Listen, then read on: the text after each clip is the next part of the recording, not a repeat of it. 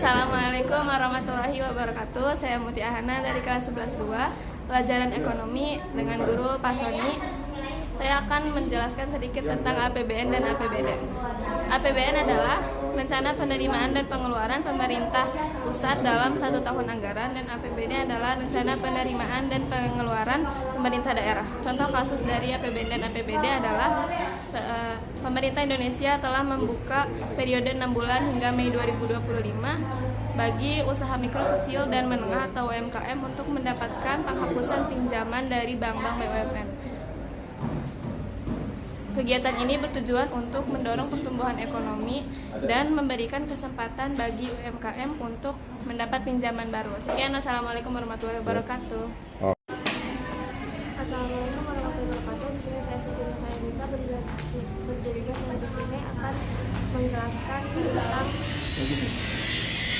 pendapatan ekonomi dan kesenjangan ekonomi. Pendapatan nasional dapat mengukur total nilai barang dan jasa yang dihasilkan suatu negara dan ada juga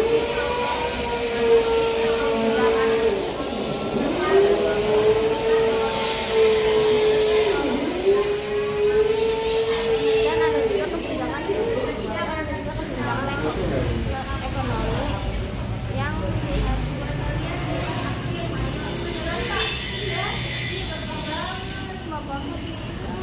Berarti di depan.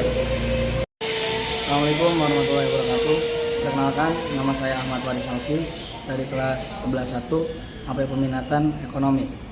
Dan guru mapel saya yakni Al-Ustadz Sony Afriandono, Sarjana Ekonomi. Di sini saya akan menjelaskan sedikit tentang kebijakan moneter dan kebijakan fiskal. Kebijakan moneter adalah pengandalian jumlah uang beredar dan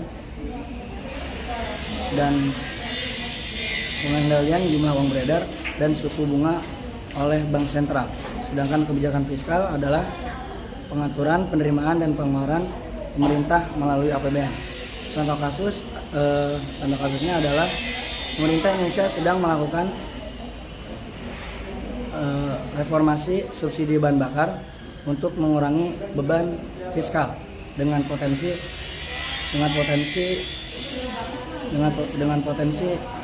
penghematan hingga 200 triliun rupiah.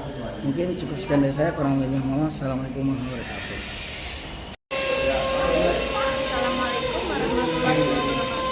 Perkenalkan, nama saya Naila Alfia Putri dari kelas 11-2 materi ekonomi, dan guru yang mengajarkan Bapak Sonia Pitaguno. Di sini saya akan menjelaskan kebijakan moneter. Kebijakan moneter adalah pengendalian jumlah uang yang beredar dan jumlah suku bunga di bank sentral. Kebijakan fiskal, pengaturan penerimaan dan pengeluaran pemerintah melalui APBN. Contoh kasusnya, pemerintah sedang melakukan reformasi subsidi bahan bakar untuk mengurangi beban fiskal. Rencana ini termasuk pengurangan subsidi energi dan pengalihan kebantuan tunai bagi keluarga yang membutuhkan, dan dengan potensi penghematan 200 triliun rupiah. Mungkin ini dapat saya sampaikan. Mohon maaf jika ada kekurangan. Wassalamualaikum warahmatullahi wabarakatuh. Oke. Assalamualaikum warahmatullahi wabarakatuh. Di sini saya Azali Chandranitias dari kelas 11-2 mata pelajaran ekonomi. Di sini bersama pembimbing saya Ustadz Sonia Afriandono. Di sini saya akan menjelaskan tentang bagaimana kebijakan fiskal dan kebijakan moneter. Kebijakan moneter adalah kebijakan yang mengendalikan suku bunga dan uang yang beredar oleh bank sentral. Sedangkan kebijakan fiskal adalah kebijakan yang mengatur pengeluaran dan pemasukan pemerintah yang dilakukan oleh APBN. Contoh studi kasusnya adalah saat ini pemerintah Indonesia sedang melakukan reformasi subsidi bahan bakar untuk mengurangi beban fiskal. Rencana ini termasuk ke dalam rencana pengurangan subsidi energi dan pengalihan langsung tunai kepada pengalihan bantuan langsung tunai bagi keluarga yang membutuhkan dengan penghematan jumlah uang sebesar 200 triliun rupiah. Bersama saya di sini Azalia, saya pamit undur diri. Assalamualaikum warahmatullahi wabarakatuh. wabarakatuh. Perkenalkan, nama saya Sultan Hasbi Wisono dari kelas 11 Ekonomi dengan guru Pak Sony Alfiandono SE. Jadi saya ingin menjelaskan indeks harga dan inflasi. Indeks harga adalah mengukur pengurangan harga barang dan jasa dari waktu ke waktu. Sedangkan inflasi adalah kenaikan umum harga barang dan jasa secara terus-menerus. Contoh kasus, pemerintahan Indonesia berencana untuk menaikkan harga PPN dari 11% menjadi 12% mulai dari Januari 2025. Untuk mengurangi kebijakan ini, pemerintahan Indonesia mengumumkan pajak kebijakan ekonomi termasuk pengurangan tarif listrik dan insentif fiskal untuk sektor properti dan otomotif. Mungkin cukup sekian dari saya. Kurang lebih mohon maaf. Assalamualaikum warahmatullahi wabarakatuh. Assalamualaikum warahmatullahi wabarakatuh. Saya Kais Dafa Asidik dan saya dari kelas 11-1. Saya akan menjelaskan tentang pendapatan nasional dan kesenjangan ekonomi. Jadi pendapatan nasional itu adalah mengukur total nilai harga barang dan jasa yang telah ditentukan oleh suatu negara dan telah ditentukan dalam periode tertentu. Sedangkan kesenjangan ekonomi adalah merupakan salah satu perbedaan distribusi di antara pendapatan di setiap penduduk. Dan beberapa contoh di antaranya itu ketika pandemi COVID-19, adanya pengurangan daftar ekonomi dan kesenjangan dan setiap pengurangan penduduk sehingga menimbulkan pengurangan dan setiap pendapatan yang dialami oleh masyarakat tertentu. Mungkin itu saja yang bisa saya sampaikan. Assalamualaikum warahmatullahi wabarakatuh. Assalamualaikum warahmatullahi wabarakatuh. Nama saya Zahratul Jamila, kelas 11-2, mata pelajaran ekonomi, gurunya Pak Sony. Saya akan menjelaskan tentang perdagangan internasional dan kerjasama ekonomi internasional. Perdagangan internasional, pertukaran barang dan jasa antar negara. Kerjasama ekonomi internasional, kolaborasi antar negara untuk mencapai tujuan ekonomi bersama. Contoh kasus penangkapan mantan menteri mencapai Bapak mau ulang. Terkait kasus apa? Penangkapan mantan menteri terkait kasus korupsi impor gula menunjukkan tantangan dalam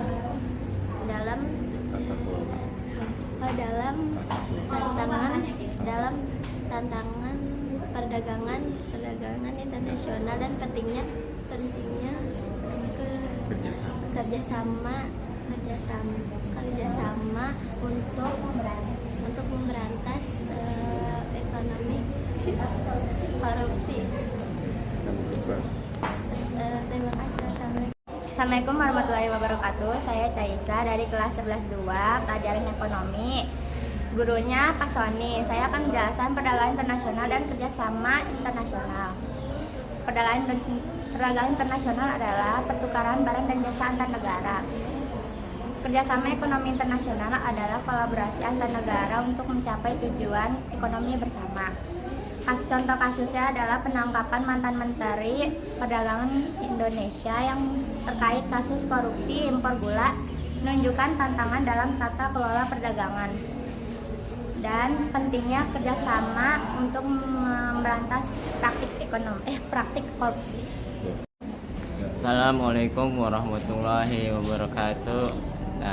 Perkenalkan, nama saya Ali Imron dari kelas 11 1 pelajaran ekonomi dan yang bergurunya Ustadz Sony.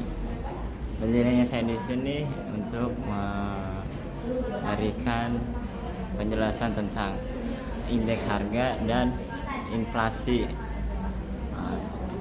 dan contoh kasusnya. Indeks harga adalah kenaikan harga umum secara kenaikan harga umum barang dan jasa dari waktu ke waktu. Inflasi, kenaikan harga barang dan jasa secara terus-menerus. Contoh kasus, pemerintah Indonesia menaikkan harga PPN dari mulai 11% hingga 12% dimulai Januari 2025.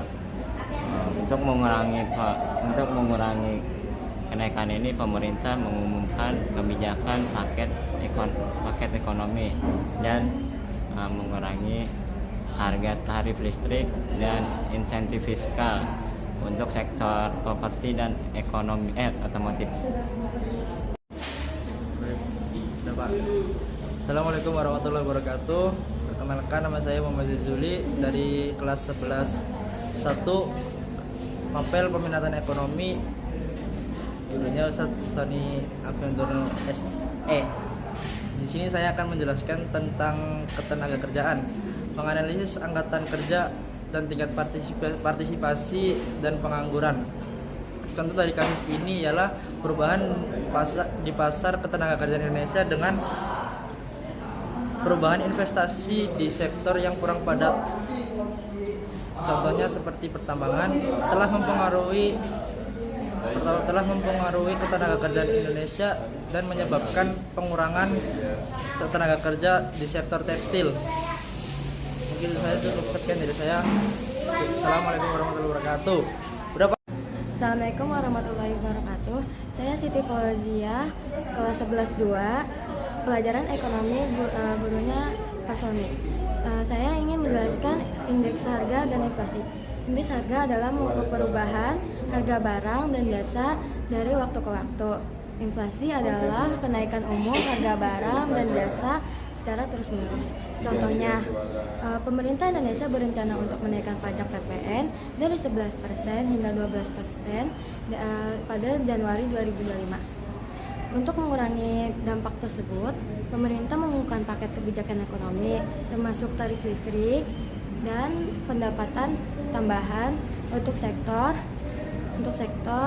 aset kekayaan dan otomotif. Cukup sekian dari saya. Wassalamualaikum warahmatullahi wabarakatuh. Assalamualaikum warahmatullahi wabarakatuh. Saya Anissa Rizky Hafiza dari kelas 11. Saat ini saya akan menjelaskan tentang pengetahuan kebijakan moneter dan kebijakan fiskal di pada platform pembelajaran ekonomi dan disertakan oleh guru Bapak Sony Alfiandono. Kembali ke topik, pengetahuan kebijakan moneter dan kebijakan fiskal. Yang pertama, kebijakan moneter, yaitu pengendalian jumlah peredaran uang dan suku uang yang beredar yang diperoleh oleh bank sentral. Adapun yang kedua yaitu kebijakan fiskal. Kebijakan fiskal adalah pengaturan penerimaan ataupun pengeluaran pemerintahan prosesnya melalui APBN. Dari penjelasan kedua tersebut, ada pula contoh kasus yang saya ketahui. Pada saat ini, pemerintahan Indonesia sedang melakukan reformasi subsidi bank untuk mengendalikan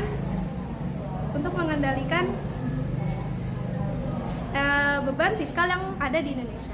Pada rencana tersebut termasuk sumber energi dan pengalihan ke bantuan sosial untuk masyarakat ataupun keluarga yang sangat membutuhkan. Terus, dalam potensi tersebut, penghematan yang ada di Indonesia sudah mencakup sehingga 200 triliun rupiah yang ada di Indonesia. Mungkin itu saja penjelasan sedikit dari saya tentang kebijakan moneter dan fiskal. Untuk lebih lanjutnya bisa searching ke kompas.com.